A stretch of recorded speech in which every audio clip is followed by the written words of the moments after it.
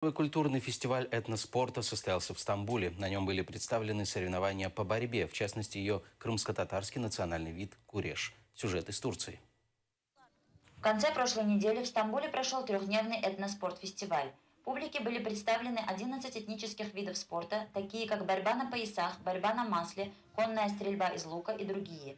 Мероприятие проводилось с целью популяризации старинных тюркских видов спорта.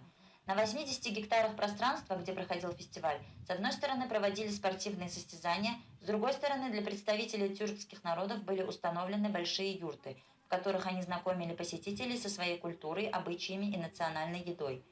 Крымских татар на этом мероприятии представлял крымско-татарский дернек в Стамбуле.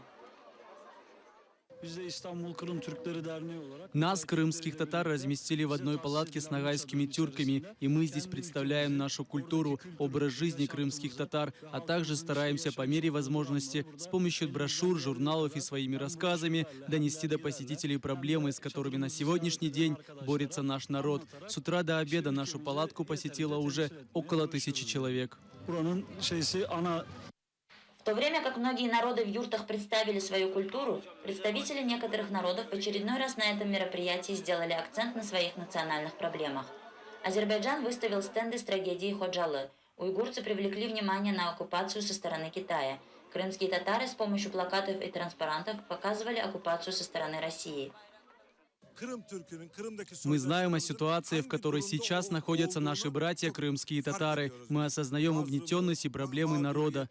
Географически наши народы расположены в разных местах. Одни находятся под российской оккупацией, другие под китайской. Все это мы пережили на себе. Мы народ, который знает, какое у России стремление к колонизации других народов. Поэтому мы воспринимаем ситуацию с Крымом именно с этой точки зрения. Надеюсь, что наши братья в Крыму снова обретут независимость, как это было до 1944 года. Мы молимся за это. Восточные туркестанцы, чья судьба тоже похожа на судьбу крымских татар, также привлекла внимание общественности на национальные проблемы и оккупацию. В данный момент в Восточном Туркестане невероятным образом угнетают народ. Нет никакого понятия о правах человека, потому что наш враг, который нас оккупировал, большой и сильный. Все государства боятся его. Нет никого, кто бы нас защитил сейчас.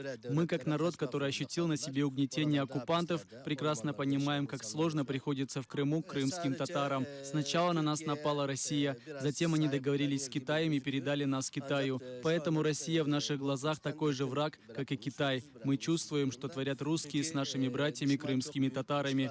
Лучше всех это осознаем мы. Просим Всевышнего о том, чтобы в самое ближайшее время крымские татары обрели свободу.